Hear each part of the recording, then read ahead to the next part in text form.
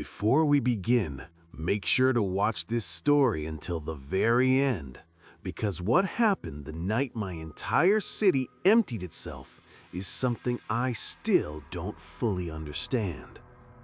And if it ever happens again, someone needs to know what to expect. I didn't notice anything strange at first. It was 6:48 a.m., a time when the city usually hummed with early morning traffic and the echo of rushed footsteps. But that morning, when I stepped onto my balcony, the air felt thick and unmoving, as if the entire world was holding its breath. There were no cars on the main avenue, no pedestrians, no chatter, just a pale, washed-out silence that felt wrong in a way I couldn't describe. I remember leaning over the railing, waiting for something, anything, to break the stillness. A dog barking, a siren, a closing door, but nothing came. At first, I thought it was some sort of emergency alert I'd slept through, something that made the entire population evacuate. I rushed back inside and grabbed my phone, but every app, every notification, every signal bar was frozen. Not dead, frozen. The clock digits didn't change for several seconds at a time, glitching like an old video file. When I tried calling my friend, the phone didn't even ring. It just played a low hum, a vibrating, almost metallic tone. Still half asleep and trying not to panic, I went down the stairs. The elevator was stuck on floor 5, doors half open, lights flickering. The hallway smelled faintly of dust, as if no one had walked there in months. The lobby was empty. Our concierge, Mr. Laramie, who never left his post, was nowhere to be found. His coffee cup sat on the counter, still warm. Outside, the wind had stopped completely. Trees stood frozen mid-sway, leaves hanging unnaturally still. The sky was gray, but in an unfamiliar way, as if the color had been drained out of it rather than formed naturally. I called out, "Hello? Anybody out here?" My voice echoed down the silent street, bouncing unnaturally far, like the buildings were hollow. Something about that echo made my skin crawl. Then, as I walked toward the center of the street, I saw them. Footprints, hundreds of them, leading away from the apartment blocks. At first, I felt relieved. People had been here recently. But the relief didn't last, because all the footprints were going in the same direction. No one had walked the other way. It was like the entire population had left in a single, silent migration. And for some reason, I hadn't. I followed the footprints, moving slowly, trying to convince myself that everyone had simply gone to some central meeting point. Maybe a drill, maybe a crisis shelter. But deep down, I knew something was wrong. Too wrong. With every block, the city looked more abandoned. Cars sat with their doors open, as if people had stepped out and walked away without a second thought. A stroller lay overturned on the sidewalk, its wheels still slowly spinning, which shouldn't have been possible in the windless air. The silence wasn't natural. It pressed against my ears, heavy enough to make me dizzy. That's when I heard it. A rhythm. Soft, consistent.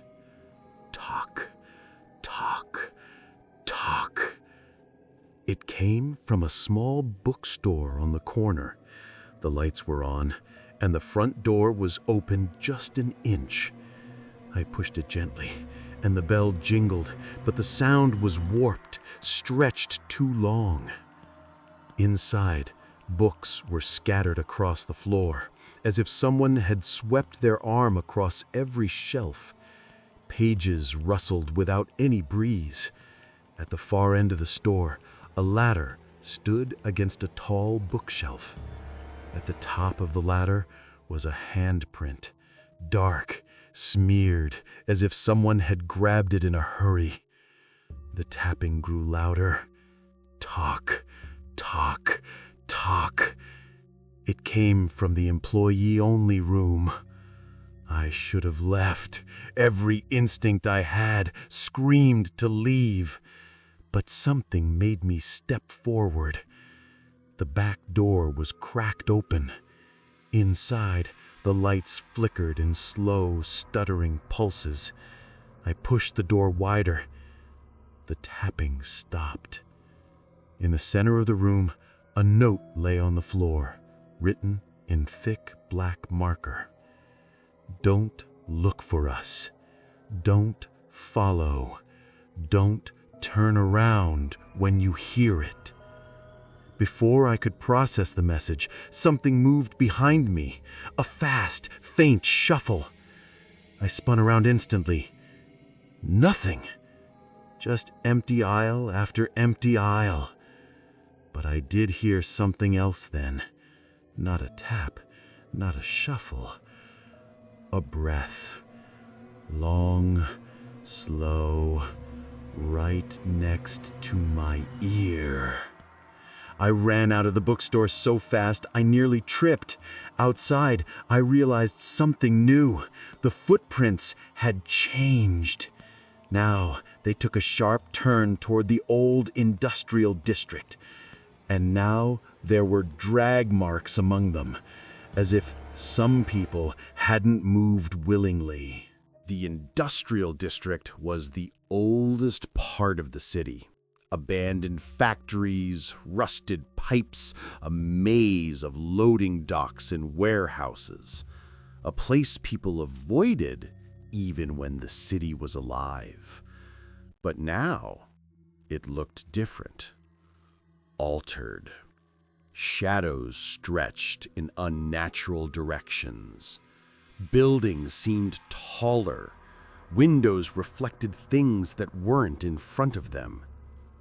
As I walked deeper, every screen in sight powered on at once. Warehouse monitors, old digital billboards, even phones left on the ground. They all displayed the same text. You shouldn't be here. I froze. A low hum started in the distance, vibrating through the pavement under my feet. The screens glitched and changed. We tried to take you. You didn't go. The hum grew louder, shaking the metal walls of the factory halls. My chest tightened. Take me? Where? Why? Before I could react, every screen in the district flickered again, this time showing live footage of me, standing exactly where I stood. But in the footage, something towered behind me, a long shape, a silhouette with no defined edges, just a darkness that rose taller than the factory roofs. And it was leaning toward me. I spun around. Nothing. But the air behind me had dropped 20 degrees. My breath fogged instantly. Then I saw movement in the far distance. Hundreds of figures standing perfectly still at the edge of the industrial zone. Shapes that resembled people, but not quite. Too tall, too thin. Limbs slightly wrong in proportion. They didn't walk toward me. They didn't run. They just shifted.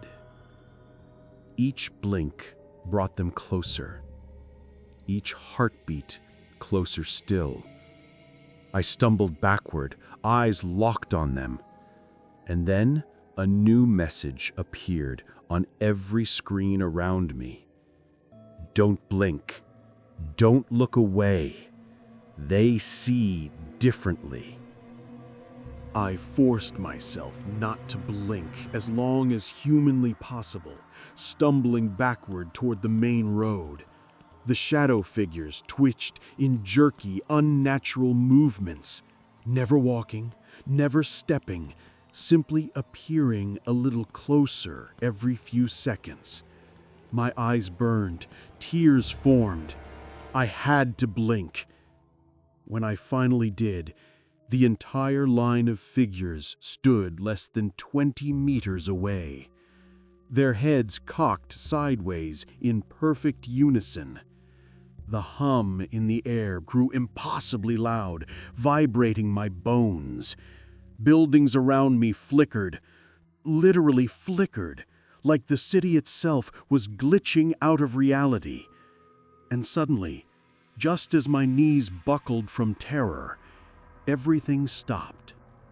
The hum, the distortion, the shadow figures.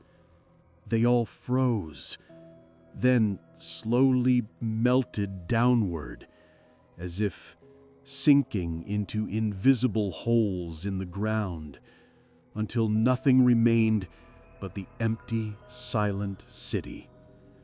I collapsed on the pavement, gasping, the world around me returning to its static, oppressive quiet. That was 3 months ago. People never returned. Phones never unfroze. Time still glitches at random intervals. The city remains empty, except for me. And at night, just before I fall asleep, I still hear that same soft breath near my ear. Slow, long, patient. And sometimes, if I blink too slowly, I see silhouettes waiting in the corners of the room. They haven't taken me, not yet, but I think they're trying again. If you enjoyed this horror story, make sure to like, subscribe, and leave a comment down below. It really helps the channel, and I have many more terrifying stories coming soon. Don't miss what happens next, because some cities never truly stay empty.